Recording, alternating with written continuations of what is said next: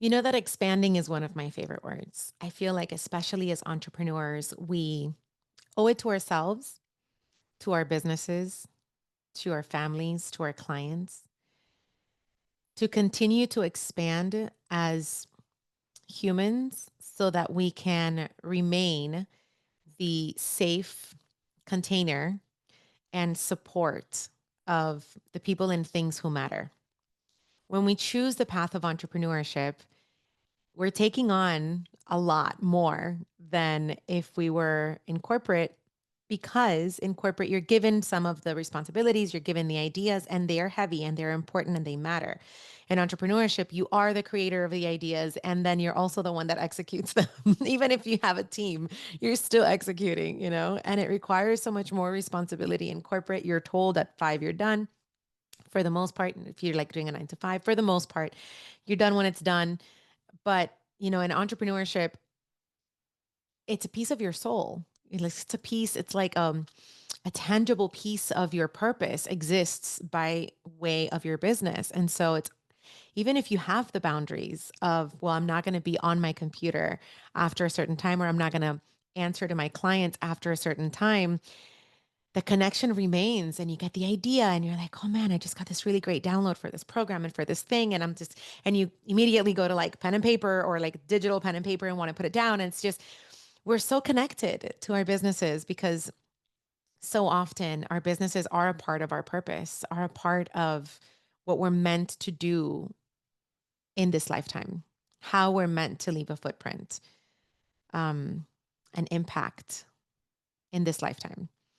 And so it requires us to continue to expand, to continue learning, to continue being our most extraordinary selves, right?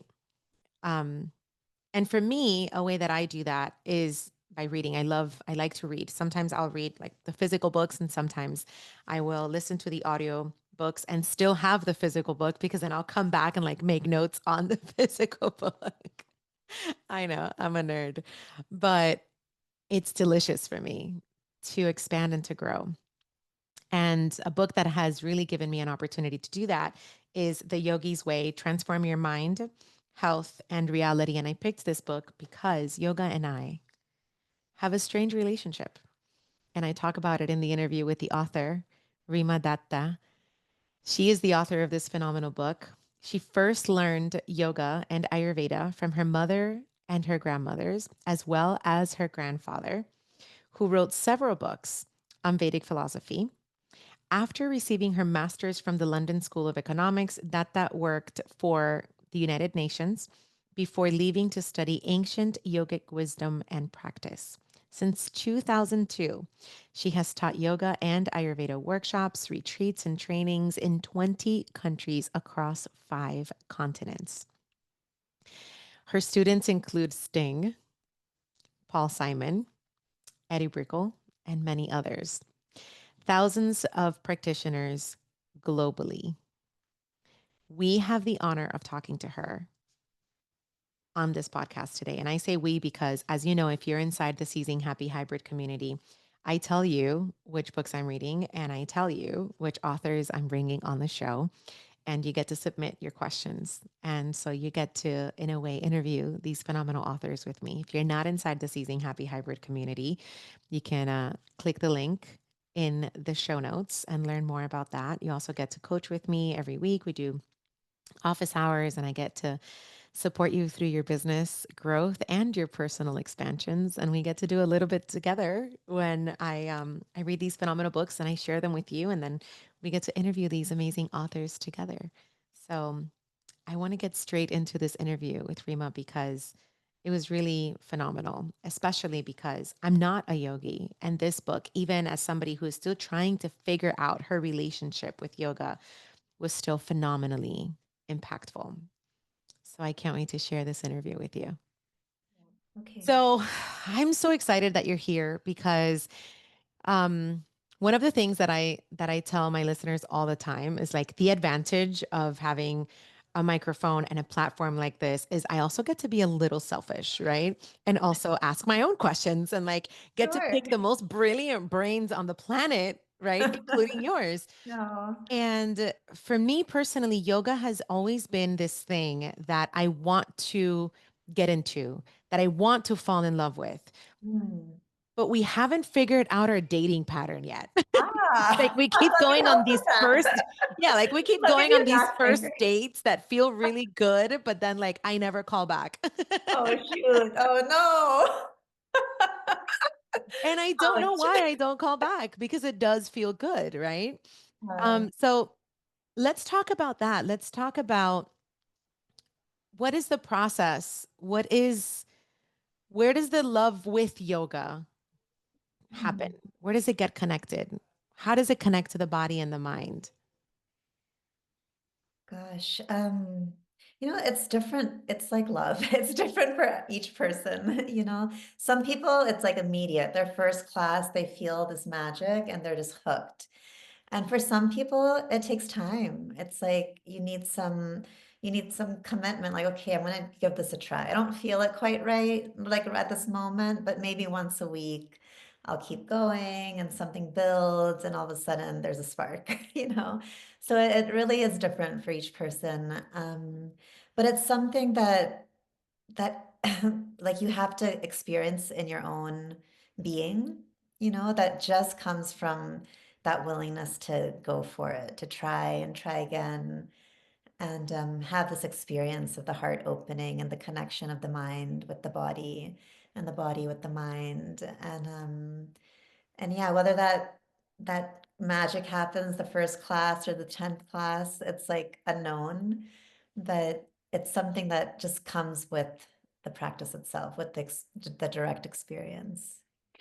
And I think also with the intention of why are you getting on the mat in the first place? And I love your story about that because in the book you share how your initial interest in yoga was more based on like the physical benefits of yoga, but at some point that changed. Can you tell me more about that?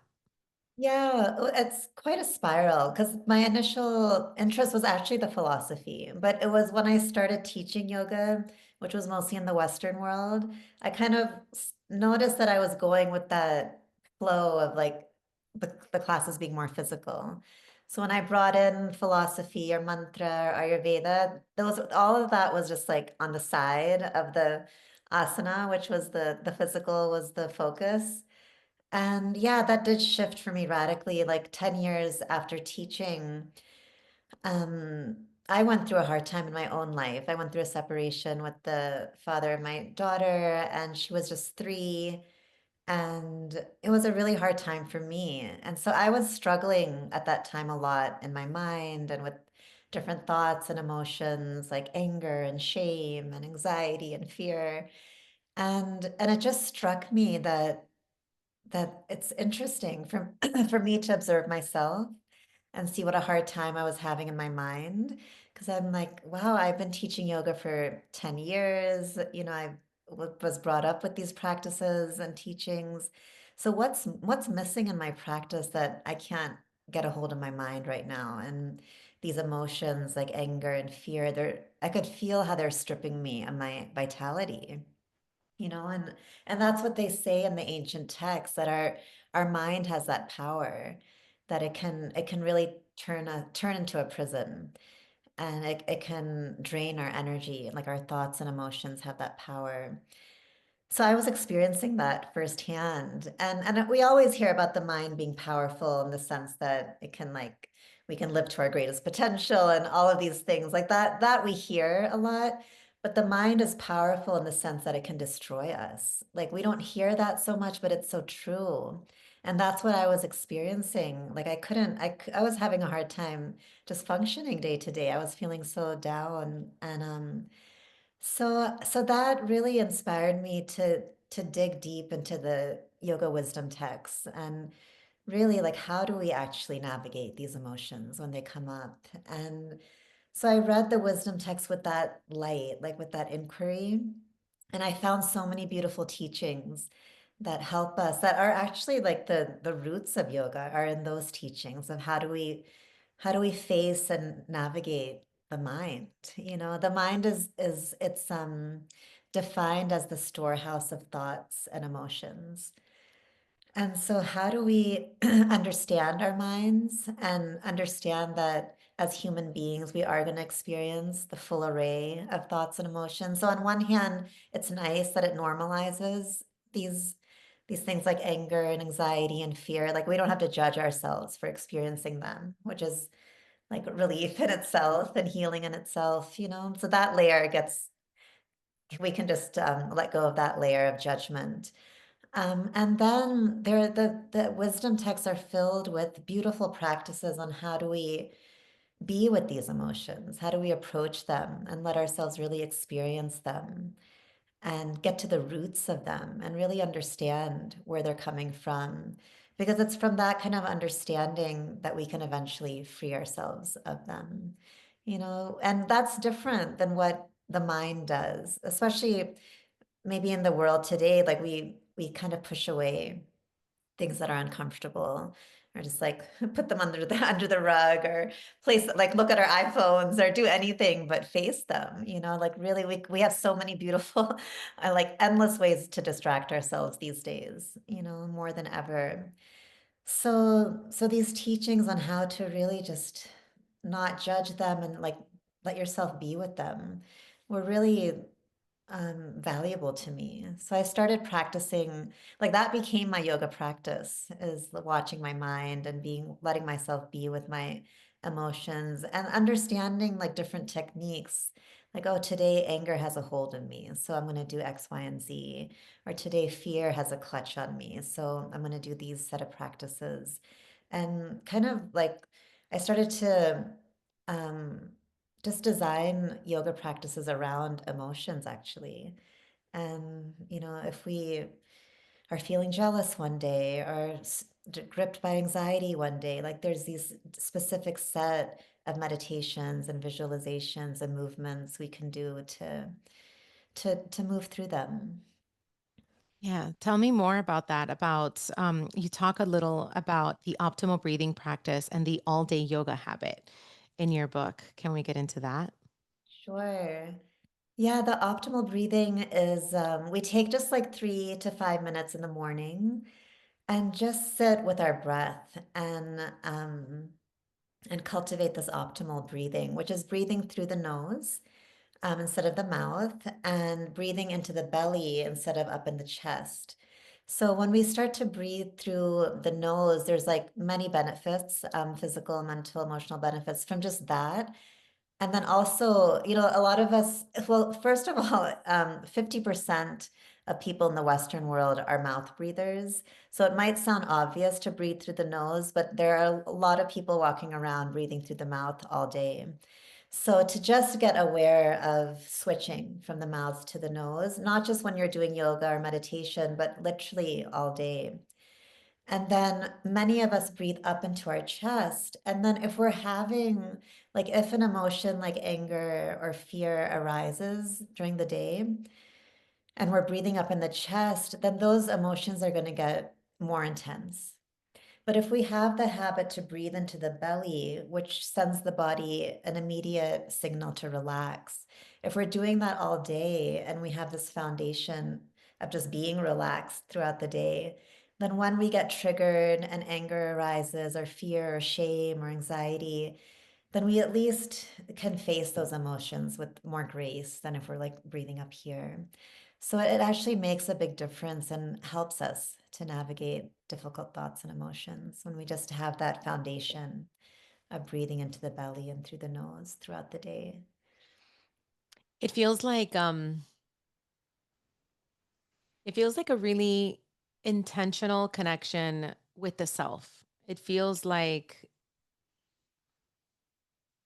being as involved with ourself, with our body, with our breathing, with, where's our mind at, as we tend to get involved with our to-do list and what everybody else is asking of us. And we're very present for those things. We're very present for the notification on the phone and the email that needs to be replied to. And, like, oh, I got to remember to call back my friend because she told me that she's going through X, Y, and Z, and I just really want to be there for her. Right. And we're really present for all of that. And then we're not present about whether we're breathing into our chest or our tummy. Yeah. Right. And so it feels like such a delicious invitation hearing you say these things. It's as an invitation to really just not necessarily let go of these other things that are important, right? Like we run our businesses through our phones and the notifications might be important and we want to be there for our friends, but how much better would we show up, if we were already in a calm state to be able to come and bring that calm to our friend versus um, being in that space of all of my own emotions are also triggering me. And now I want to come serve you. It doesn't work. We'll probably end up just triggering each other more and just sitting there in the rage rant. I don't know if that's ever happened to you where you go to your friend and you're both like, Oh, it yeah. all sucks. It's like, Yeah. Yeah. we're just going to rage here together. And I'm sure that's okay sometimes, but if you can't find the space of calm Mhm. somewhere in between Yeah. that, it can really take over. It can really take Absolutely. over. And especially people in the wellness industry, like we tend to be givers. And like you're saying, we're present for our friends or for our clients. But oh my gosh, are we taking care of ourselves? And with something like yoga, there's so many, it's endless how advanced the practices become.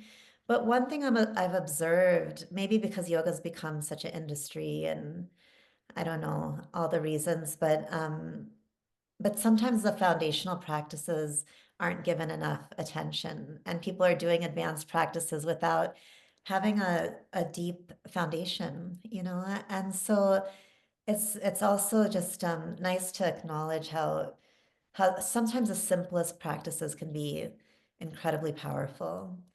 And and yeah, just the all day yoga. Just breathe through the nose into the belly throughout the day. And just know that you're doing one of the most powerful practices of yoga. Just through that. And in the book, I talk about the lower mind and the higher mind. And a lot of our yoga journey is shifting from the lower to the higher mind. So for the listeners, the lower mind is the part of the mind that's like reactive and it kind of is just on autopilot. Like someone yells at us, we yell right back, or someone's upset and then we get upset. It's just this reactive conditioned mind.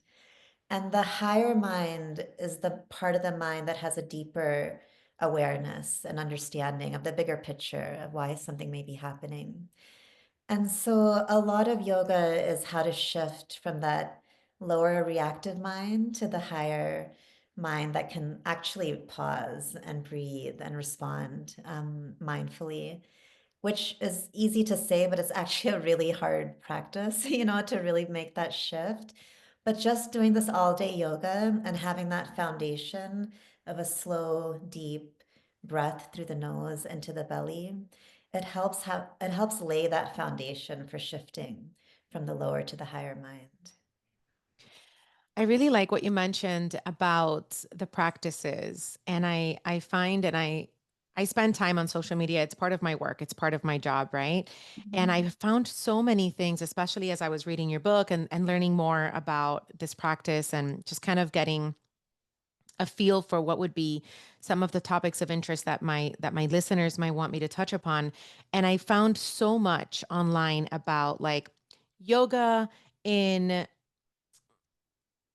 like the United States is different from yoga in India and in other places and like the way that it's approached. And it reminded me, this conversation that I've seen online reminded me, or I was reminded of it right now when you said a lot of times we're going into these other more difficult practices, right? And I feel like it can become a challenge of the self in the wrong way, right? In the way of like, well, I want to get straight to the handstand, right? I want to get straight to putting my nose on my knees. And it becomes this almost like, I almost want to say like a fight with your body, whereas I don't think yoga is meant to be that. I think yoga is meant to be something entirely different. Can you talk to me about those contrasts and how to approach yoga in a loving, nurturing way when so much of it as we find it in studios and gyms and places and courses is about how quickly can you get to the handstand and how quickly can you put your nose on your knees and can you hold this pose for 20 minutes, and it's like I can't hold it for 20 seconds and immediately you're like I have failed at this Oh, practice. So what can you tell us about all that, because that was a lot. well, the contrast is so huge. I mean, that's, the reason I wrote this book, really. I mean, I feel so lucky because I feel like I've lived in both worlds, and I can just like get the best of two very different worlds. And different as in like, I don't know how they could be more different. Because like in the Western world, yoga is almost equated with the physical practice. Like if you Google yoga, yoga postures will come up, or you go to a yoga class, you do a series of yoga postures. It's almost synonymous with the physical practice. Whereas in India, the roots of yoga are in the mind and in consciousness, and so the mind again is the storehouse of thoughts and emotions. So a lot of the wisdom texts are about understanding the tendencies of the mind. That the mind has these harmful tendencies, and the mind also has these very nurturing, powerful tendencies. So as we understand, like a lot of yoga is the study of yoga is to understand the mind and how do we cultivate a mind through which we can actually really live to our greatest potential. And then there's this element of consciousness, which is like another word for consciousness is like our soul.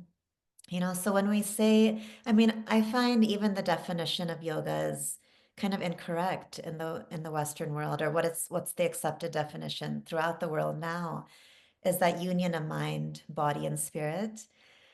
And the true definition of yoga is union with consciousness or union with the soul. And the soul is like the deepest part of ourselves, which is like a quietness and a stillness, actually, and a vastness. And through yoga, we loosen the knots in our body, like the blocks in our body. We loosen the blocks in our mind so that we can connect with that quietness in the soul and that vastness. And that is considered very powerful because if we can rest our minds on that quietness and stillness and vastness, then it's like all these incredible things start to happen. Like if we can really rest for not just a second or a minute, but for longer and longer amounts of time, then very like dormant energies within us start to awaken. And that's our creativity. Our creative energies, our healing energies, they start to awaken and things start to come to us from the inside out. Like, what is my purpose? What are my gifts that I was meant to contribute to the world? And how do I get that clarity? But it's not just clarity, it's also energy. Because in the yoga text, they say consciousness is our source of energy. So if we disconnect from that quietness and stillness within ourselves, and we're just always in this frantic movements of the mind and getting gripped by what the mind is doing, then it seeps our energy, which is what I was saying I felt, when I was in the grips of difficult emotions. So the original teachings are all about the mind and consciousness. So like what a contrast, Like I barely did asana until I was in my 20s and I was living in New York City and I started to go to yoga studios. And I was kind of, I mean, I always like loved the experiences because I personally I love movement and I've always loved dance. So I didn't really have a problem with the focus on the physical. I just let myself enjoy it.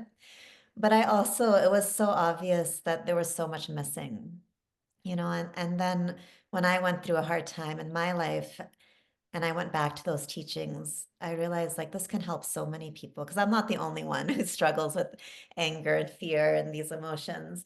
So that's really why I wrote the book, was to bridge that gap between what yoga has become and what it has been in India.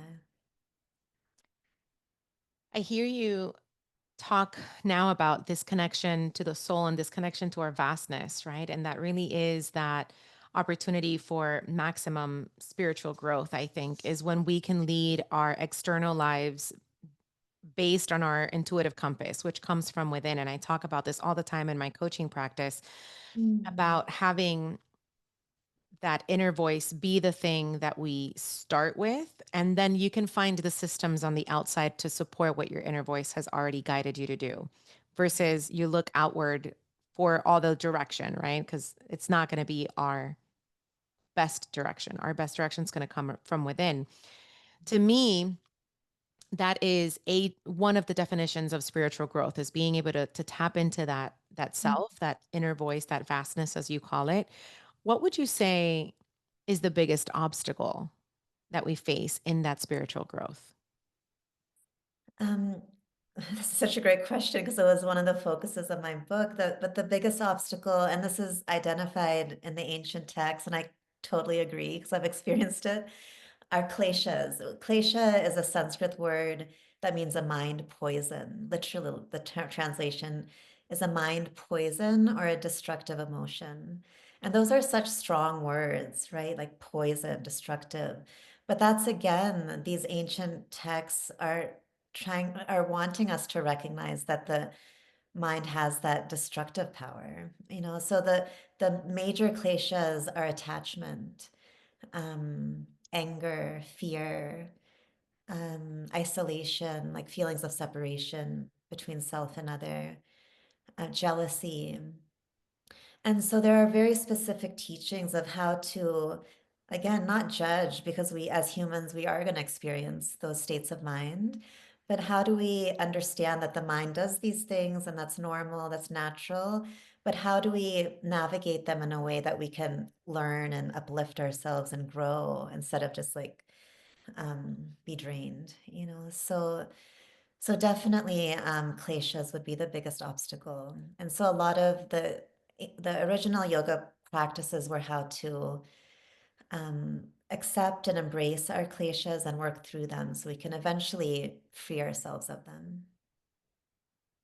Yeah, I think that one of the things I love about reading your approach in this book is there's just so much like love and light in your mind and your mindset and your brain is so powerful, and then I love the contrast that you bring to the realness that our brain is powerful and that power can work in two ways. It can work for good and it could work for a negative impact or our destruction, right? And I fear that when we focus only on the love and light part of our mind, of our brain, of our abilities, of our spirituality, and we ignore the beautiful darkness that we all have, it doesn't work. you know, um, and you said something so beautiful earlier where it's like, we just want to like put it away and focus on this, right? Like, I'm just going to be positive today, right? I'm going to get on the mat and I'm going to sweat and I'm going to be sore tomorrow and that's going to fix everything. And it's like, no. What would you say? What would you recommend for those that are listening to this conversation, are starting to understand that we need to face the destructive part of our mind also and learn in a way almost to love it and to be grateful for what it's trying to show us, but they're afraid of facing that? What would you Mm. say to that person? Oh gosh, I would say you're not the only one. We're all afraid of facing it. But the liberation that's on the other side is so sweet. And it's like no money or fancy practice can give ourselves that freedom that really only comes from us being willing to sit with our pain and I don't honestly recommend doing it alone. Like the first chapter of my book is called Mitras, and Mitra is another Sanskrit word, and it means a friend on the path. And and yoga, it's such a deeply personal journey, like going into the roots of our wounds. Essentially, when we look at these emotions, we're looking at our wounds and there can be traumas and it's so deeply personal, but it wasn't meant to be walked alone. Like we weren't meant to face all this stuff alone. And so, one of the things I encourage in the book is because the book it's like a 12-week journey, and it's filled with practices to do just this, to look at our emotions and to be with them and navigate them. But in the very first chapter, I'm like, grab two friends, three is a powerful number. So I encourage three, but have like you and two other people that you feel like a kinship with and a closeness with, go through the journey together.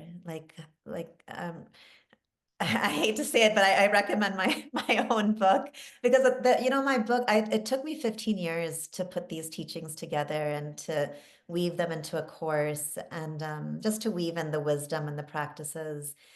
And I honestly don't think anything exists like it, um, that really understands the Indian wisdom, but it's written for today's mind, and today's realities and what we're going through.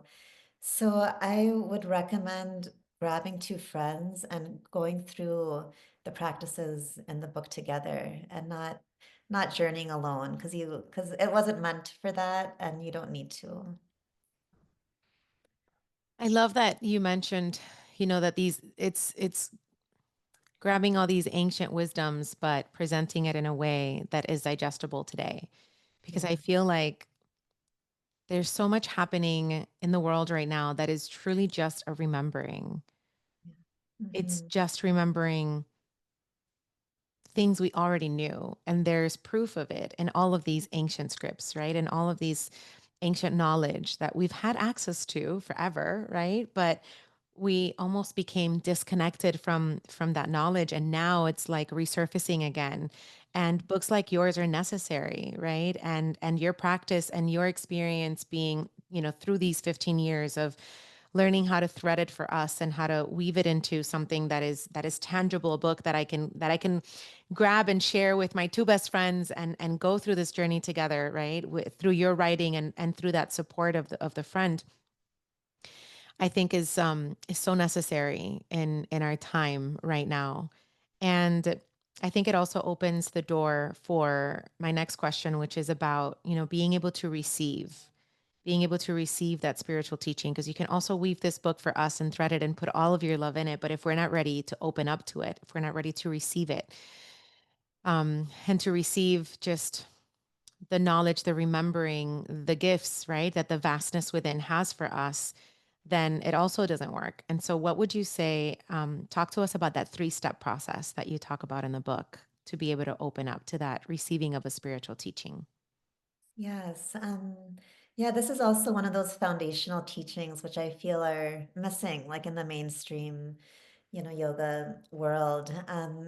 Because I find like even when I hear other yoga teachers speaking, I often hear people say things like, well, I teach in a non-dogmatic way, or, and that tells me that the ancient teachings aren't understood because the ancient teachings aren't dogmatic, and this three-step process reveals that. So the first step is listening. It's called manan, and it's just